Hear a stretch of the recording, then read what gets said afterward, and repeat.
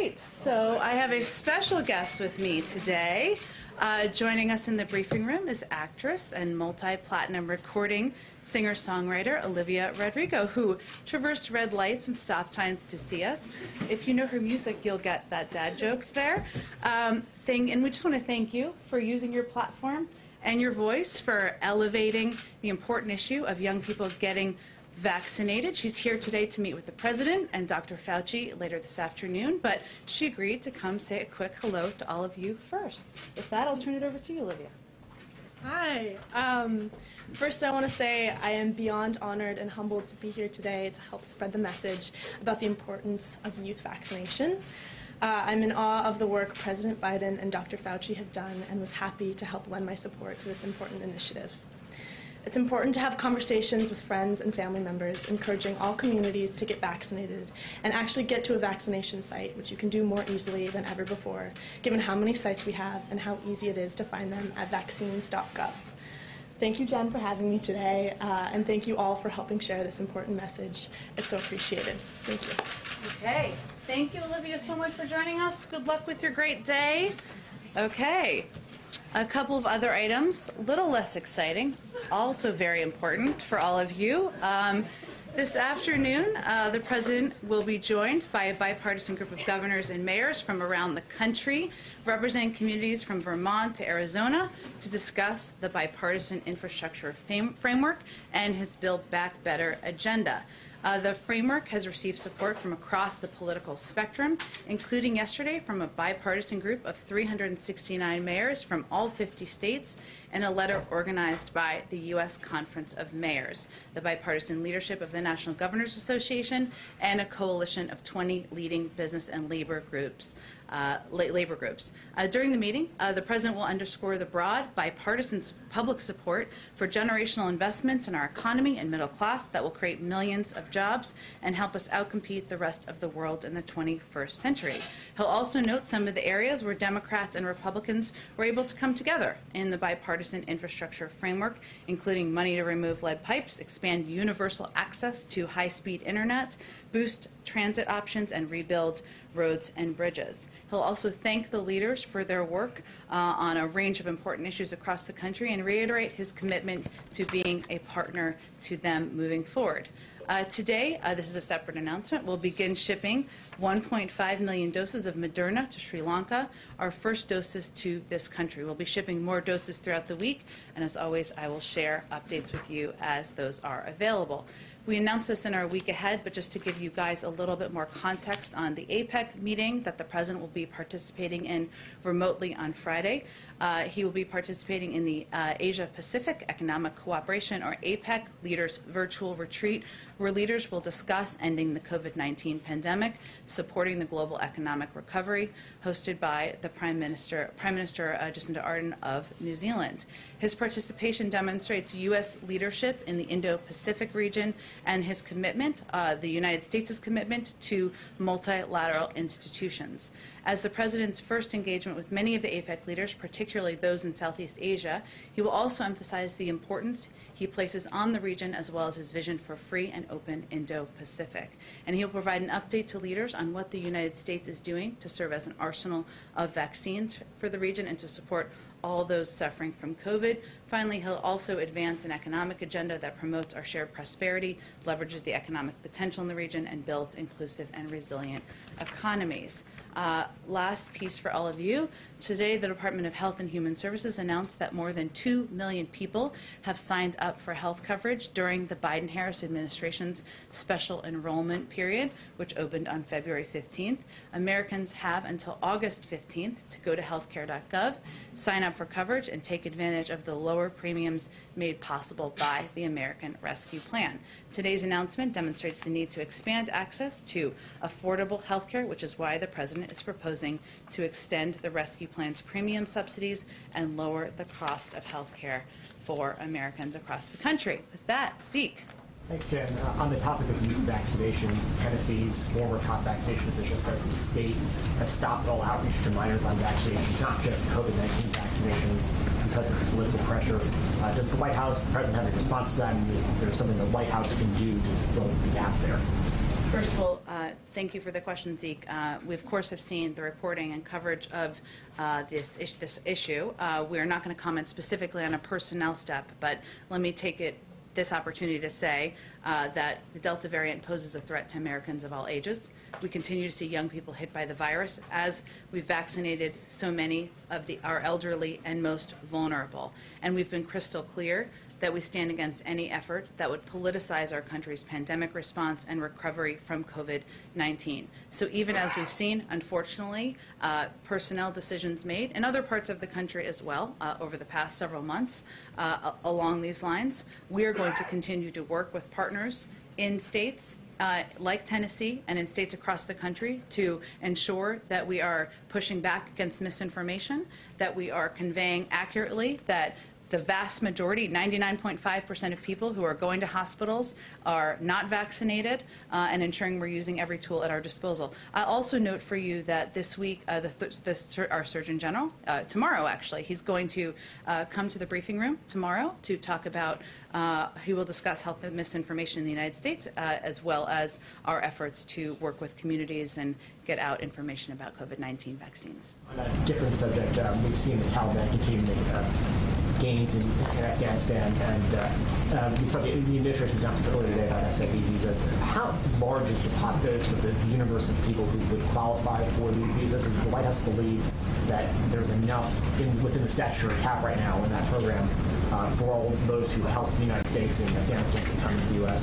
Does Congress need to do more to lift that cap? And what is the timetable for getting everyone in Afghanistan who wants to leave and come to the U.S. out of Afghanistan? Sure. Well, you had a couple questions in there, so let me try to address all of them.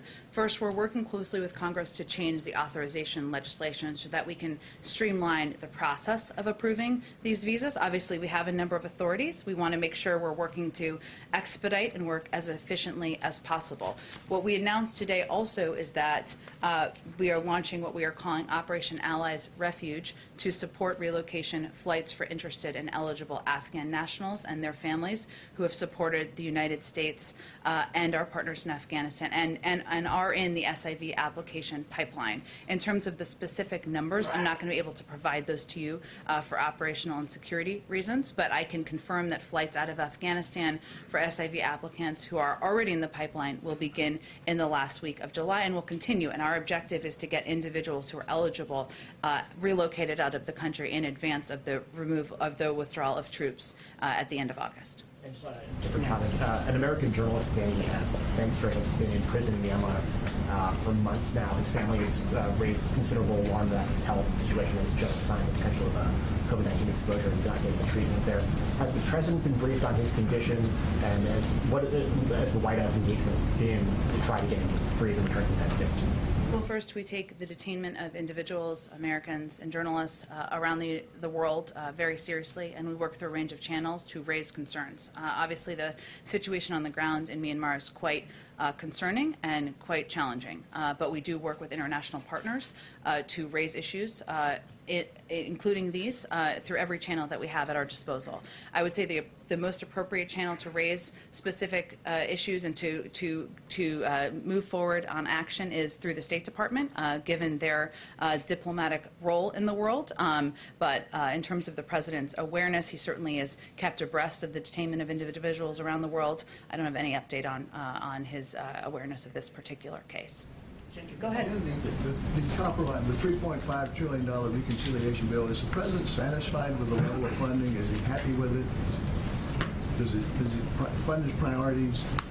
Mm-hmm. So, Steve, I would say first that last night, when the agreement was announced by the Budget Committee, which again we acknowledge is just a step in the process. Now it needs to move forward and obviously needs support of all Democrats in order to move it forward. That's one of the reasons that the President is up on Capitol Hill as we speak, or headed up to Capitol Hill if he hasn't departed yet, I should say, as we speak, because we recognize that that's the next natural step in the process in moving his agenda forward. But as Senator Sanders said last night, this is the most significant piece of legislation passed since the Great Depression. I'm delighted to be a part of helping to put it together. We agree with that. What we've seen come out as the current framework is reflective of the president's priorities, both what was in his budget, what was in his American Families Plan, and also what were the components that were left out of the bipartisan agreement that was in the American Jobs Plan. We certainly recognize there are additional steps to come, as we said. That's why he's up on the Hill, and we feel this is working exactly as it should. President of the United States proposes a bold agenda, as he did back in March. Congress works out a path forward, works out an agreement on where things look. That's what's happening now. Now he's going to engage, he's going to advocate with members, he's going to advocate with the American people and communicate and sell the package about why it needs to move forward. So that's exactly what's happening. Secondly, on Cuba, what is the status of the review of the Trump-era policy? Sure. So I would say, Steve, that, and you and others who covered this certainly know that first, I will confirm, of course, we're still reviewing our Cuba policy with an eye toward its impact on the political and economic well-being of the Cuban people. The nature of the kinds of changes that were made by the previous administration, like redesignating Cuba as a state sponsor of terror, carry significant statutory restrictions.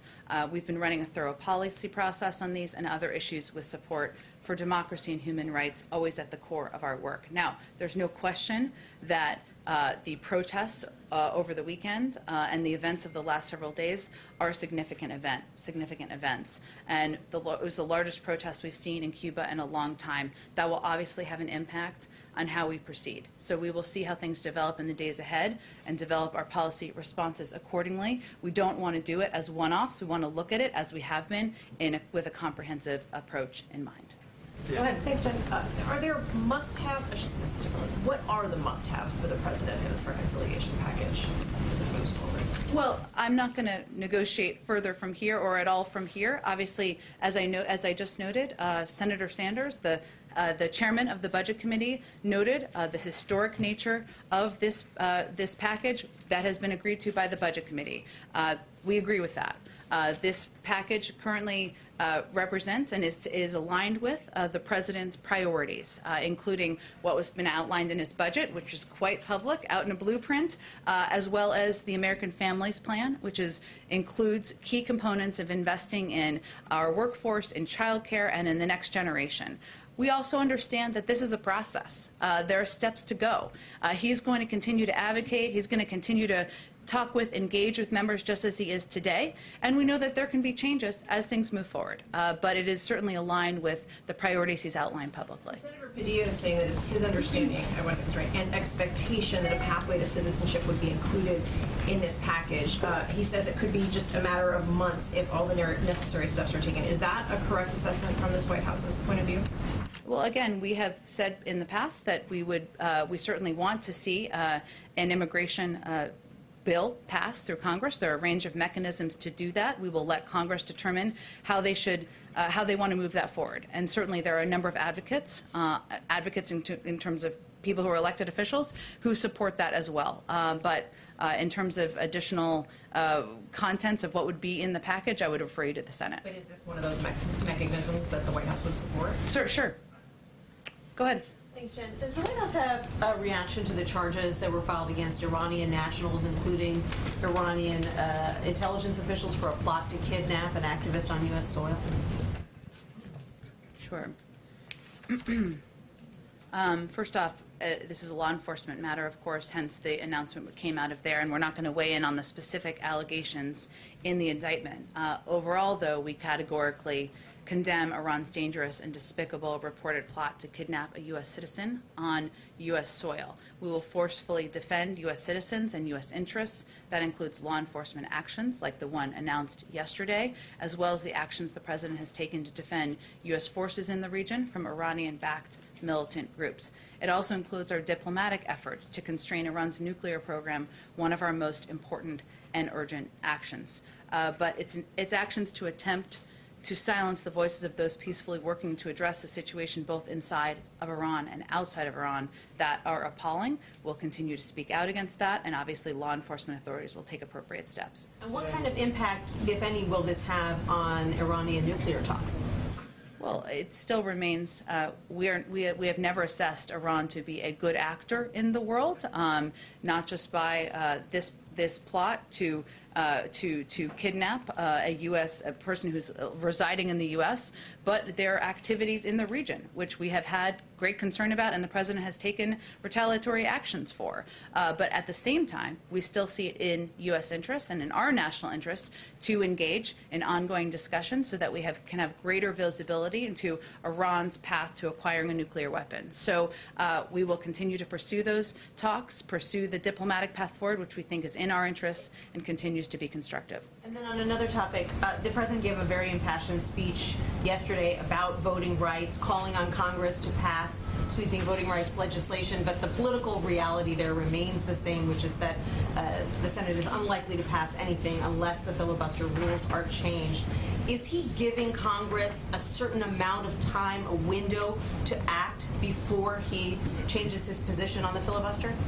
Well, first, I think what you heard the president deliver yesterday, and what many people on the outside heard, was an impassioned case for why voting is a fundamental right in this country and why we should use every lever at our disposal to advocate for it and ensure people have access. One of those is certainly legislation, something he will continue to push for and advocate for, and he's asked his vice president, and she's agreed, to serve as the point person on moving that forward. We do hard things. We don't accept that there isn't a path forward. We're going to continue to engage with leaders in Congress about not just the For the People Act, but also the John Lewis Voting Rights Act, something voting rights has been supported in a bipartisan manner quite a bit in the past. In terms of the filibuster, it is a legislative procedural process that is up to the Senate to determine the path forward on. And I will leave it all to you to determine what the vote count and the whip count is there, but there is not the majority to support that. And I know we focus on one or two, but it's certainly more than that of individuals who oppose changes to the filibuster because of the history. Go ahead. Thank you, Jen. About voting rights and these Texas lawmakers who have come to Washington, do you know any examples from his 36 years in the Senate that Joe Biden just hopped on a train and left town to avoid a vote that he knew he was going to lose? Welcome back. Look, I think that the president's view is that these Texas legislators were making a statement through action in opposition to efforts in their state to oppose restrictions on people's fundamental rights and their rights to vote in their state. That is why they departed. The vice president met with these legislators yesterday, and the president, I should say, certainly applauds their actions and their outspoken opposition to states to efforts to put in place restrictive measures in their state. And maybe it is funny to think about it that way, but the president is talking about this as the most serious assault on our democracy. I don't think anything about this is funny. I think what is important to note, though, here is that there are 28 states, including Texas, where there are laws in place or in process to make it harder to vote. And it requires bold action. It requires bold voices to speak out against that and make sure people understand their rights. That's exactly what's happening here. So does the candidate, who's now the president, who told people he knew how to make deals with Republicans, he's meeting with Republicans today, does he think that the best way to prevent something bad from happening, that he thinks is bad from happening in Texas, is for these lawmakers to be hiding out in a different state, or for them to go back and sit down at the table? The president fundamentally believes you should work together in areas where you can find agreement, as he is on the bipartisan infrastructure framework that is going to help rebuild roads and rails and bridges around our country, and also that you should be outspoken where you have concerns about affronts to democracy. That's what he did yesterday, and that's what these legislators are doing now. And then just quickly on Cuba, the DHS Secretary Mayorkas is warning people there, if you take to the sea, you will not come to the United States. Why is that? Well, first, I think it's important to understand the context of what the Secretary was conveying yesterday, which is just that it is still the case that it is not the way to come to the United States is not through processes of trying to come to the border without going through an asylum process, or coming by sea without going through an asylum application process. There are certainly programs through which some of them have not been reinstated, I should say, that were put in place by the Trump administration, that are being reviewed, as he said yesterday. That would apply to the individuals and people of Haiti and the people of Cuba as well. Those have not been reinstated. They're being reviewed. That's what the Secretary said yesterday. What he was reiterating is that this is not the time to travel irregularly. It's dangerous. People can lose their lives as they have in the past. And as the administration tries to figure out the root causes of migration to the country, don't we know that the reason people want to leave Cuba is because they don't like communism? And so as you're trying to figure out what the processes are for these people who want to leave Cuba, I'm not sure what your question is. You guys have Why spent are a lot people of leaving time. Cuba, or what is the process for them getting here? I can explain either of them, but you tell me. Sure, yeah. Do you think that people are leaving Cuba because they don't like communism? I think we've been pretty clear that we think people are leaving Cuba, or not leaving Cuba, or protesting in the streets as well, because they are opposed to the oppression, to the mismanagement of the government in the country. And we certainly support their right to protest. We support their efforts to speak out against their treatment in Cuba. I will say separately, an important question is also what happens when people are seeking protection, or what happens when they are attempting to flee. In the past, as I noted, we've had several humanitarian programs, such as family reunification parole programs for both Haiti and Cuba. Those were policies or processes that were in place prior to the Trump administration. Those have not been turned back on, as Secretary Mayorkas said yesterday. He also said we're assessing the status of those parole programs. Haitian and Cuban nationals in the United States with a fear of return to their home countries may be eligible for protection, such as asylum under U.S. law. Haitian nationals already in the United States may be eligible for temporary protected status. But migrants interdicted in the Caribbean who manifest a fear are referred to USCIS for a protection screening. That's what happens. Those who do not manifest a fear, or who are not found to have a credible fear following the screening, are repatriated to their country of origin. Those found to have a well-founded fear of persecution or torture are not brought to the United States. They are referred to a third country for resettlement. I'm sharing all of that with you so people understand what the process is when they're trying to make what a treacherous journey is, and a challenging journey where people can lose their lives. But certainly, we have said many times, and I will reiterate here, that we support not just the role of protest and peaceful protest. We stand with the Cuban people in their call for freedom from both the pandemic and from decades of repression and economic suffering to which they have been subjected by Cuba's authoritarian regime. Go ahead. I was hoping you could tell us more about Olivia Rodrigo's visit here today. What was the intended target of the message? When will we see the video that we believe she made? And just more about the strategy of having her here today. Sure. Well, she's meeting with the president and Dr. Fauci later this afternoon. And in terms of when a video product will go out, I'll have to check on that and see what the editing process looks like. You all may have a better sense of that than I may. But she's here because we recognize and understand, and she offered to come, of course, so that is an important component of it, that we need to reach people, meet people where they are. And speaking to young people, people who are under the age of 18, many of whom, as we've seen across the country, are huge Olivia Rodrigo fans, hearing from her that getting vaccinated is a way to keep yourself safe, a way to ensure you can see your friends, a way to ensure you can go to concerts, a way you can ensure that you can live a healthy life, and is an important part of what we're trying to do here. So she's playing an important role in that. And in terms of when the video is, I'm not sure. But I will say, not every 18-year-old uses their time to come do this, so we appreciate her willingness to. In other news of popular interest, there's a rally today at the Lincoln Memorial, and it follows on a question I asked you a couple of weeks ago about whether the White House's position on conservatorships. Has there been a decision on that here as to whether the president feels there's a federal role in governing these relationships? I don't have anything new on that for you. Understand the interest and the question. Go ahead. Just to return to Cuba, will we hear from the president this week? He said the other day that he would speak out on that. And secondly, is his position still that he feels that the Trump policies were a failure and didn't affect change? Is that still his policy?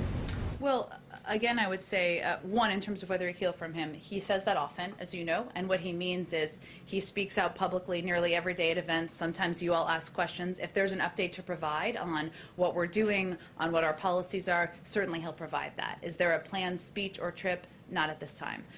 In terms of our policies, again, I would say, Alex, that we are continuing to review our policies. It's been an ongoing process to review the policies that were put in place by the prior administration. We also recognize that this was a significant event over the last couple of days, the largest protest in a long time that we saw in Cuba. People speaking out, Cuban people speaking out, calling for freedom from both the pandemic and from decades of repression. That's significant. And of course, that will play a role as we consider and factor in what our policies will be moving forward. I would also note, though, that we will do that through the prism of what will help the people of Cuba, not what will help pad the pockets of the regime. And that is a challenging circumstance given the control of the regime currently on the people. Does President Biden endorse Senator Schumer's bill on marijuana? I've spoken in the past about the president's views on marijuana. Nothing has changed. There's no new endorsements of legislation to report today. Go ahead. Just for clarity, housekeeping, did you, maybe I missed it, will the president meet with the Texas Democratic legislators, and if so, when? The president asked the vice president to meet with the legislators yesterday. She was happy to do that. She did that. He supports, of course, their voicing of their strong views. I don't have any plans to preview for you at this point in time. Has he spoken to them in any form by phone? Did he call into that at some point when the media left? He did not. Let me ask you, if I can, about a couple other questions. One as it relates to the dark websites that are linked to Our Evil. We saw that the ransomware gang, Our Evil, those websites were no longer operating as of yesterday. Is the U.S. behind the targeted attacks on Our Evil or the computer servers that have hosted those ransomware attacks? I don't have anything more for you on it. Is there any indication that Our Evil, has adapted to preempt a possible attack? We just don't have anything more for you on Our Evil's absence currently from the environment. Let me see if there's something else you can answer then, perhaps. On Afghanistan, we know that Operation Allies Refuge and the announcement that this is going to begin for those who are already in the pipeline, as they describe it, in the last week of July. They can't talk, it said in the note that was provided by a senior White House official. They wouldn't say anything more specifically about the timing of it, but where are these Afghan nationals and their families? Where will they be going?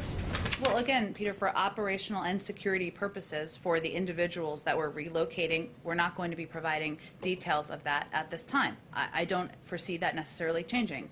Once it is in a place where their security is affirmed, then we will, of course, provide information, as we have on the timing, as we have on what the operation looks like. Sure. So on that basis, then, as a security issue, then how many Afghan nationals and family members does the U.S. assess have been killed in the course of the last several months in Afghanistan in the absence of their departure from that country? So I don't have any assessment of that, Peter. I would say that the reason that we are taking these steps is because these are courageous individuals. We want to make sure we recognize and value the role they've played over the last several years. We are working on several fronts here, both working with Congress, using our authorities, relocating individuals who have played roles as translators and others supporting U.S. efforts in Afghanistan.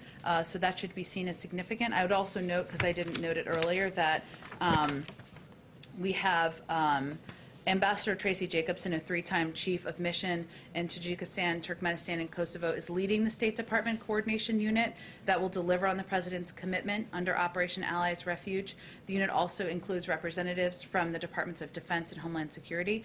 Russ Travers, who's Department of Homeland Security Advisor, the Deputy Homeland Security Advisor and former head of the National Counterterrorism Center, is coordinating the interagency policy process on the operation as well. And the Homeland Security Advisor is traveling to Uzbekistan. Is that something you're going to have to tell us? Or oh, I can. I certainly. She is. She has, or she is? She is.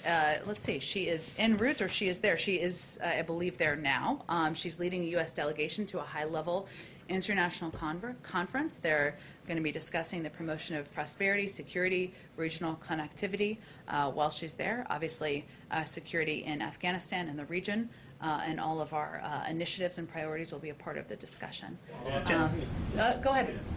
Thanks, Jen. On the $3.5 trillion package that was unveiled last night, how does the president view that top line number? There's some in the party that balked at higher spending, of course, or is it too low? How does the president kind of view that number right now? Well, again, as I said a little bit earlier, the step forward announced last night is a significant step forward, I should say, in our view, in the president's view. And we recognize there's still a path forward and steps forward that need to be taken because, while this is an important step in the committee, we obviously need every member of the Democratic caucus to support this endeavor moving forward. But I'd also note that, as Senator Sanders said last night, this is the most significant piece of legislation passed since the Great Depression, and I'm delighted to be part of having helped put it together. So yesterday was a major breakthrough for middle-class families in the president's view. And then on voting rights, civil rights leaders and activists have characterized the president's reluctance to mention the filibuster as a lack of urgency on the issue. I mean, what do you say to those critics that say that's a lack of urgency, that he hasn't yet pushed senators to support abandoning or modifying the filibuster to get this legislation passed? Well, I would say first that the president delivered a major speech yesterday on voting rights, which received a great deal of attention and many accolades from a lot of supporters, advocates out there in the country as well, because he wants to stand with them and is committed to standing with proponents of access to voting rights across the country in this fight and this effort moving forward. He also talked in his speech, as you know, about not just his commitment to the For the People Act, but also about what levers from the federal government he will continue to use, whether it was the executive order he signed into law just a few months ago, or steps the Department of Justice are also taking. But this is going to be a cause of his presidency. The fact that he delivered a speech yesterday elevating the issue, educating people on the issue, making sure people understood their rights, should be seen as a representative of his commitment. Go ahead. Go ahead. Hold on. Go ahead. You've gotten close to this, but I want to make sure I'm Okay. clear. The president going to this lunch, should we take that as an indication that you don't think you have all 50 Democrats signed on to this framework? I would say, as you all know, if there were enough votes for each of these priorities, there would be a vote, and it would have happened. So I will say that he's headed up to the Hill because it's the next natural step. And again, as I said earlier, he knows that as president, you lay out a bold agenda, or certainly that's your objective.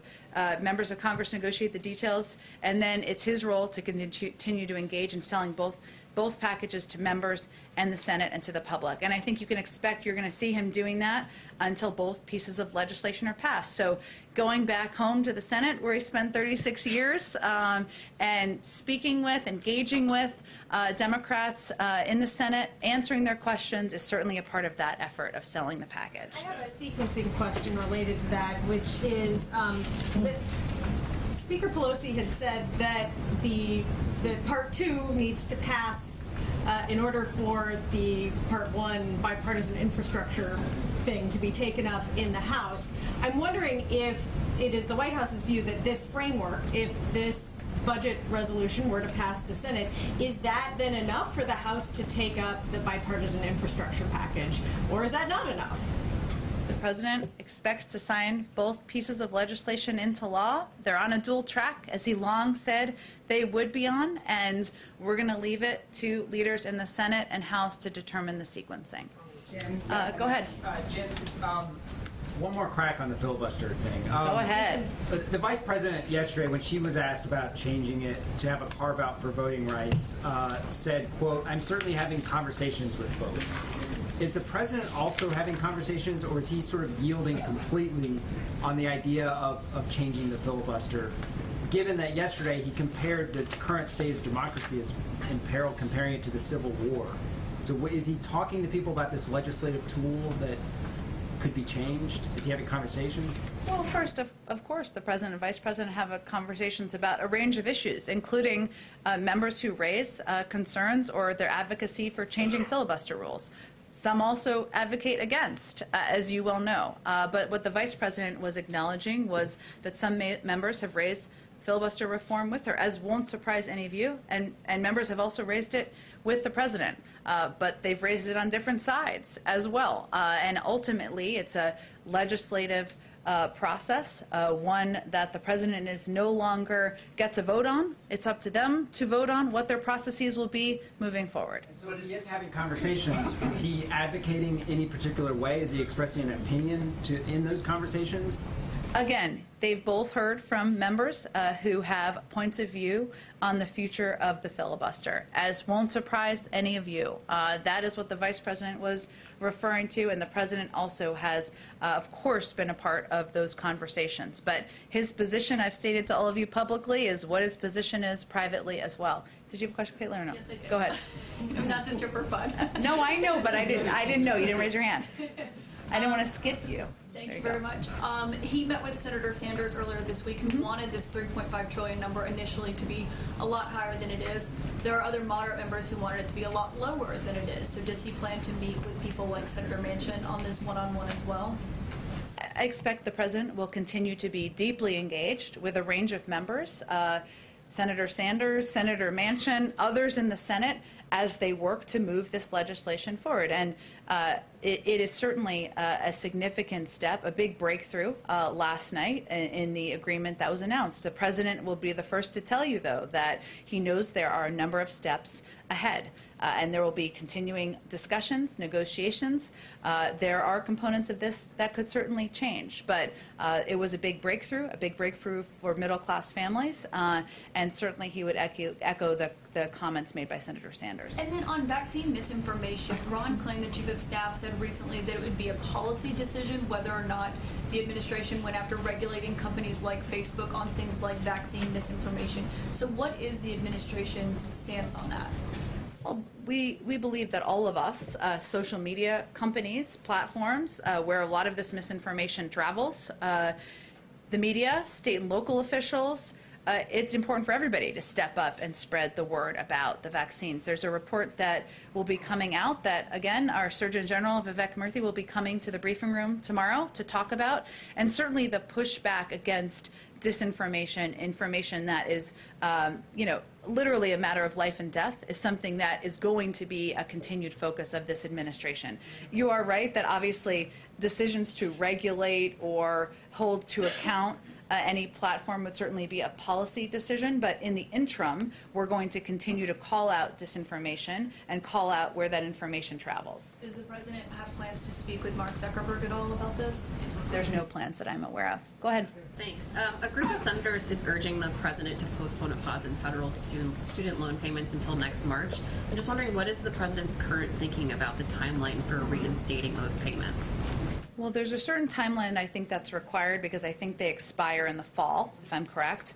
So obviously it would be in advance of that period of time, but I don't have anything to preview for you in terms of where he will land. I want to give him the space to make a decision. And I have another question on climate. The EU today said it will impose a carbon border tax, which could affect U.S. imports, which could complicate the president's plan to present sort of a unified front later this fall in Glasgow. Is the administration concerned about how the carbon border tax will affect exports to Europe? This is a very good question that I suspected someone would ask me about today, and I actually did not talk to our team about it, so let me get something. I'm sure it's of interest to others, and I'll get back to you after the briefing. Okay, thanks. Go ahead. Thanks, John. So as we speak outside right now, there's solidarity protests with the Cuban people right outside the fences of the White House. We've been seeing this all across the country here, and Democratic lawmakers in South Florida have actually called on Biden to come down to Miami to give a speech. You all are reviewing your policies, but is there a way that you believe, either to answer these calls, that you can more forcefully show support for the Cuban people in that way? Or is there anything in the works? Through a speech? Yeah. Like, it's been asked, so. Well, certainly understand that, but I would say that I think what is most important to the Cuban people is understanding that the United States stands with them and their call for freedom from both the pandemic and from the decades of repression and economic suffering to which they've been subjected by Cuba's authoritarian regime.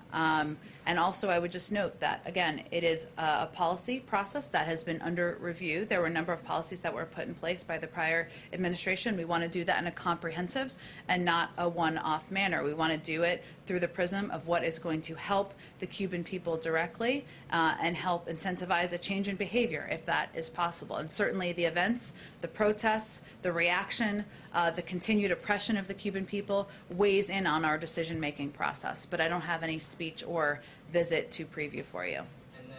So then on policy changes, on the campaign trail, Biden promised that he would reinstate the Cuban Family Reunification Referral Program.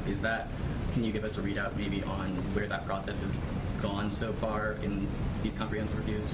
There's, again, an ongoing review. Of course, the events and the protests and the reaction and the continued oppression of the Cuban people will weigh in on will be a factor in our decision-making process, but I don't have anything to preview for you. Go ahead, Karen. Thanks, Jen. Can you give us a preview of the President's Child Tax Credit event tomorrow? What's his message going to be? Is he bringing real people to the White House to highlight this? Just what's it going to look like? Yes, that is our intention. Real people, as we call them here. I will say that there are tens of millions of families across the country who will benefit from the child tax credit that has been extended thanks to the American Rescue Plan.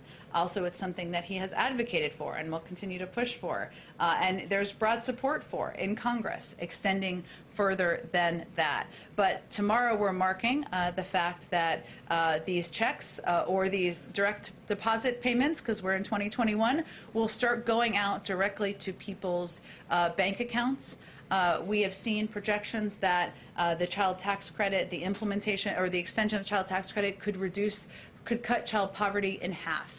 And this is just extra money that's going into people's bank accounts who need help the most. So the President felt it was important to elevate this issue, to make sure people understand this is a benefit that will help them as we still work to recover from the pandemic and the economic downturn. Go ahead, April. Jen, yesterday in Philadelphia, after the speech, Reverend Al Sharpton said it was a momentous speech. He said the President talked on race, but what was missing was the word filibuster and what he was going to do. Also after the speech, we talked to NAACP President Derek Johnson, who said that he was concerned that there was no path forward and there was no sense of urgency. I'm going back to that other question, but giving you a little bit more specifics as to what people said. Can you address that about the path forward, the filibuster, and the sense of urgency? The President talked about equating this moment to the Civil War, but where was the urgency in moving it forward, the path forward, and also the issue of the filibuster that's holding this whole thing up? Well, April, I'd also say that the president of the Southern Poverty Law Center said that President Biden accurately characterized the anti-democracy actions by state legislators and others following January 6th. And President Biden's speech today ultimately was a needed call to action for this multiracial coalition of democracy defenders in this country to rise to the urgency of the moment. The president of Unidos U.S. said, I commend the president for asserting the importance of voting rights, especially as we're seeing numerous states enact voting rules that are restrictive and discriminatory for black and brown communities. The president delivered this speech yesterday because he knows that there is still not enough information out there, not enough empowerment, not enough engagement with people across the country about what their rights are and what is happening in states across the country that is oppressing and silencing their right to have their voices heard. That's why he delivered the speech. Part of our focus is continuing to press for the For the People Act. He will continue to do that, and the John Lewis Voting Rights Act. And he will stand with civil rights leaders who were just here at the White House last week to have a conversation about how they can work together to move this forward. He's also not going to wait on that. Obviously, the Department of Justice has already took action in Georgia. They will make decisions about taking action to fight against these oppressive laws around the country. We're continuing to implement the executive order. We're continuing to fund efforts around the country to educate and inform citizens. So he delivered the speech to make sure people knew what their rights are and to make sure people knew what he was doing to fight against efforts to oppress. So what about the pathway forward, though, from this administration? You're telling the coalition groups to go out and act. The president said that yesterday. But what is the path forward? What is the formula that this administration has to making sure that H.R. 1 is passed and then H.R. 4 comes behind? H.R. 1 and S. 1 are passed, and then H.R. 4 moves forward.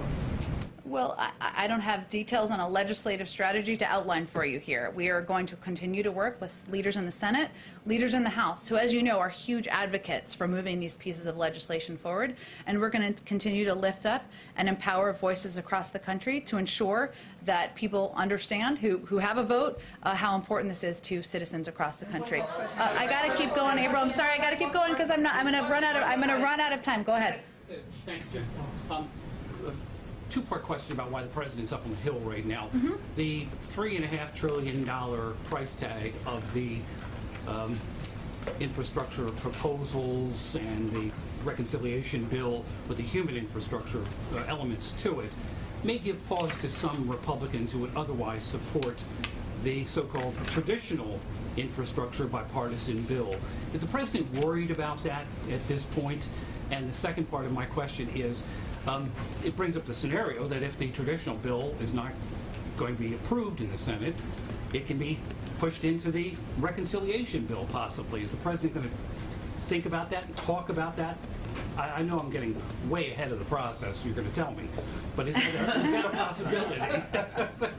So tell me if you want, but was that a possibility? Well, certainly the president is going to continue to advocate for a dual track of these pieces of legislation moving forward. So you are right. I'm not going to get ahead of that process. But I will say that the president was in the Senate for 36 years. He's the first to say that, and he knows well, that voting for one measure you support never means you have to vote for a different measure. That's not how legislation works. And certainly he said from the beginning that, and he's been clear for months, as his Republican colleagues have acknowledged for months, that we are proceeding on two tracks to pass his economic agenda. One is the bipartisan infrastructure framework.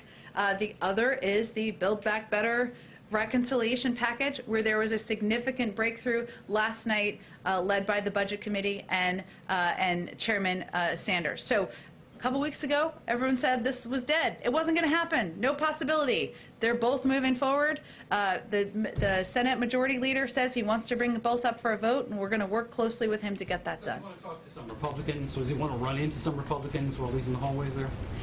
He may. As you know, how Capitol Hill works could be wild and crazy up there. But he is going to continue to engage, of course, with Republicans on moving his agenda forward.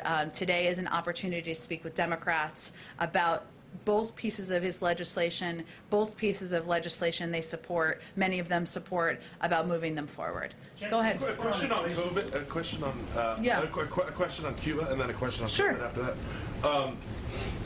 Given the lack of internet access in Cuba, how is the administration monitoring the situation, the crackdown on protesters, and if the administration determines that there is violence against protesters, what options are at the president's disposal? Well, first I would say we continue to call for the swift release of those peaceful protesters who have been unjustly detained. Again, we stand with the Cuban people and their call for freedom from both the pandemic and from decades of repression.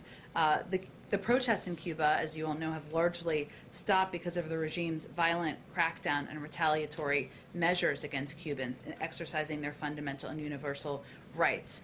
This is unacceptable. Of course, we will continue to call for a change in approach, and we will continue to review our own policies about what is possible and work with our partners around the world in a coordinated fashion as well. On vaccinations, you've talked before about going county by county.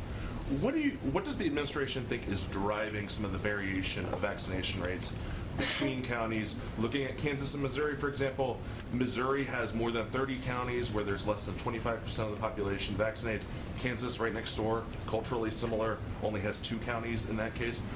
What accounts for variation between states, between counties? Is it local officials? Is it state officials? I can't make a sweeping assessment of that. It's different in county to county and in state to state. We also recognize, looking at the data, that there are portions of the population, demographics, including people under the age of 27, who have a much lower vaccination rate. Hence, we are quite focused on communicating directly with those people, hence our special guest today, about why it's important to get vaccinated, why these vaccines are safe, why they can still kill you even if you are under the age of 27. We need to be clear and direct about our messaging. There is misinformation out there. Sometimes that's traveling on platforms. Sometimes that's traveling, unfortunately, unfortunately, out of the mouths of elected officials. So it's really case by case, but the most important thing we can do is not see this as a partisan issue, because certainly the virus is killing people, whether they're Democrats or Republicans. If you're vaccinated, you're protected. 99.5% of people who are going to hospitals are not vaccinated. That's a pretty clear statistic. Go ahead. Rodrigo is here today. Why would you invite Olivia Rodrigo, who's only 18 years old? She's super popular, obviously. She has a line of fans outside of this White House gate right Sure now. she does. And they told me to make sure I get in a question for them. So my question for them and the rest of the young people in this country is, what is it that Olivia Rodrigo is tasked with while she's here? What's the goal of having her voice involved in this conversation? And I'm saying this in the context of youth numbers being very low right now. Reports are saying that those who are eligible, even though the government lowered the rate of eligibility, those young people are not getting shots. So I imagine that her being here today has something to do with that. But I would like you to go on record to explain. Sure. I think I answered a similar question earlier, but I would say that certainly a voice of someone like Olivia Rodrigo, who is a popular recording artist and someone who has legions of fans. Some of them are outside the White House, and her willingness to play a role in making sure people understand, young people understand, they are not immune from getting COVID. They are not immune from getting very sick from COVID, and that it's important to know that the vaccine is safe, it's effective, and it's accessible. And certainly her willingness to use her voice and her platform to speak directly to young people is quite powerful, and we're grateful for her time and effort. Go ahead. Go ahead, Good. Crime prevention meeting on Monday. The administration's encouraging cities to use COVID funds to hire police, but cops are walking off the job. Applications to training academies are down.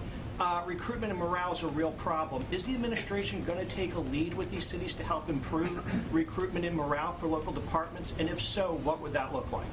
Well, one, I would say that a number of cities have actually used funding from the American Rescue Plan to rehire police and to make sure that they are funding their COPS program, something the president has supported throughout his career. We also have just started a strike force to work from the Department of Justice with about a half a dozen cities around the country to crack down on illegal gun trafficking. Another way that we are working with cities to ensure we are being an effective partner from the federal government. And the president has proposed a great deal of an increase in funding for law enforcement in his federal budget that can be used to keep cops on the beat, to ensure that we are supporting local communities. So those are all steps that he's taking and he's proposing in action. But if people don't want to be cops, does this really matter, freeing up these funds? I mean, everybody wants better cops, better policing, more diverse policing. Is just freeing up these funds going to be enough to do it, or does the White House need to do more? Well, again, I think the president has been clear that he supports and advocates for and supports funding and has proposed funding to ensure that local communities and local police departments have the support and the resources they need. At the same time, he's also been an advocate and looks forward to signing a police reform bill into law. Go ahead. Thank you, Jen. I wanted to ask you a question about a gender equity issue that I hope you could weigh in on. You may be familiar with 5-star safety ratings. They're the measure for cars, trucks, vans, how well they perform in crash tests. And it turns out, based upon an investigation that Gray Television has done, the testing is not done for women drivers. It's just a male crash test dummy that is put behind the wheel of an automobile, not a female crash test dummy. Since our investigation, bipartisan legislation has been introduced in both the House and the Senate to correct this gender inequity. I was hoping that you could weigh in on this issue, number one, and could you support that type of legislation? Well, I do know that NHTSA, who oversees this effort, does use female crash test dummies in some of their safety testing and uses data to determine where to use which sized and gendered dummies.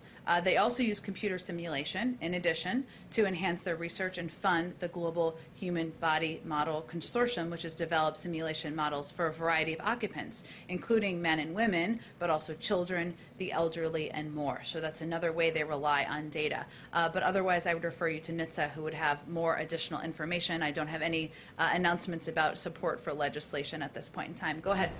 I would like to turn it back to immigration for just a moment. I know that President Biden has previously said that his administration is going to work to address illegal immigration in Central America by addressing root causes of it, including corruption. And I'm wondering, with what we're seeing right now in Cuba and Haiti, I would think that would suggest that that can be a very long and tricky process that can lead to very dangerous situations. Do you think that that throws any sort of wrench into the administration's kind of plan to address illegal immigration in Central America in that way?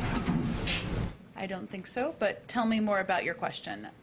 I mean, really, I'm just asking, given what we're seeing in Cuba and Haiti, it's clear that trying to address these issues, while I think everyone would agree that's important, leads to potentially, a lot of unrest. Does that give anybody pause in the Biden administration for addressing illegal immigration in Central America in that way? No. Go ahead. Yes, Jen. One more question, if I may, on this Operation Allied Refuge. I know you won't divulge the third countries that these people will go to, but can you confirm that Guam, which is U.S. territory, has been ruled out now as a way station? I'm just not going to rule in or rule out any places. I certainly understand the interest. This is a big priority for the president. As we have information we can provide to all of you, we will provide it. We obviously, the security and safety of the individuals who are relocating is of utmost focus and concern. Go ahead, Yamiche. Go ahead, Yamiche. Thanks. A question about Haiti and one on COVID. Sure. On Haiti, does the president support halting deportations to Haiti? The Haiti caucus in the House has written a letter calling for him to halt deportations of Haitians. I have not spoken with him or our team about that. I'm certainly happy to check for you, Yamiche. But did you have another Haiti question, or you said you had another one? The other Haiti question I have is there a timeline for when the United States plans to respond to this request for troops and military assistance in Haiti? And could you talk a little bit about what the United States is weighing if you can't give a timeline? Sure. Well, first I would say that, we have a very large diplomatic presence on the ground. Our ambassador assistant has been very involved and deeply engaged in efforts on the ground. We have more than 100 American citizens who are working on the ground. We've also responded to a number of their specific requests in terms of personnel and aid and assistance on the law enforcement front as they are working to move the investigation forward. In terms of additional considerations or considerations of requests for troops, that is still an ongoing review. On COVID, I want to ask you something about, we saw in Tennessee, the Tennessee Department of Health, it halted all adolescent vaccine outreach, not just for coronavirus vaccines, but for all vaccines. I wonder what this administration makes of that move. And you talked about taking the politics out of vaccinations. How do you do that when you have a state like Tennessee now halting vaccine outreach in this way? Well, I would say, Yamiche, that I still am not going to comment on a personnel decision or in that way, which I know is a significant part of the reporting here, an important one.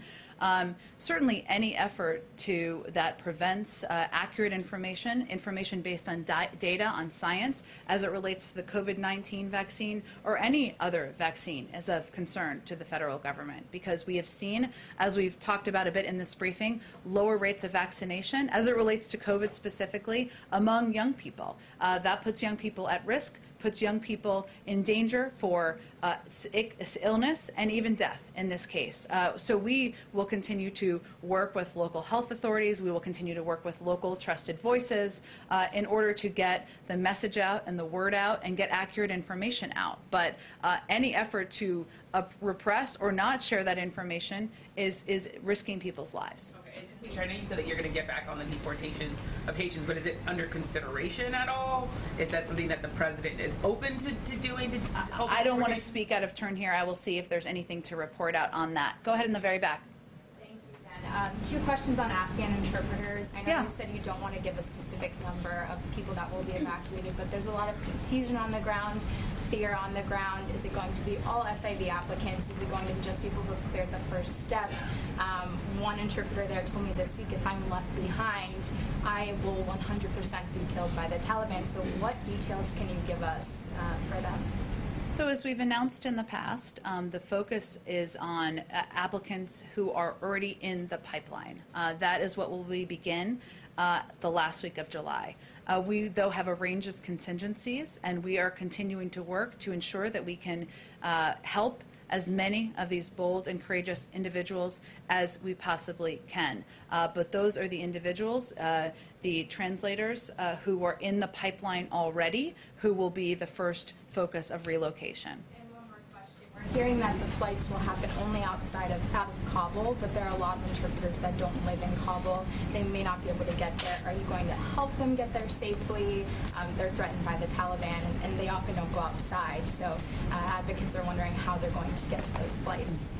It's a great question. We obviously want to help interpreters and applicants who may not be living directly near the airport. I will see if there's more from the State Department in terms of the operational component of this that we're able to share. But certainly we keep that in mind. Go ahead, Chris. So going back, I know this was partially asked, but going back to this question on decriminalizing marijuana at the federal level. So I just remember during the campaign, since then, the president has spoken about mass incarceration and reducing the levels. Is he encouraged that this is coming back to the Senate? I know you won't speak specifically about endorsing the bill, but is he glad to see that this is resurfacing and that there will be a debate over it? I have not spoken with him about this specific piece of legislation. Go ahead. Okay, go ahead. Last one. What about the issue of decriminalizing? Again, that remains his position, and certainly he would be encouraged by steps to implement that, but I have not spoken with him in recent days about marijuana or legislation. Go ahead on this. Special envoy here is in Moscow right now. He met Foreign Minister Lavrov. I think yesterday he held talks with his Russian counterpart, and he held a phone conversation with, with President Putin. Is he delivering any additional messages? Is he talking about climate only or something on top of that as well? And the other point, very quickly, Deputy Foreign Minister Ryabkov has announced that strategic stability talks will take place before the end of the month. Any announcements from your side?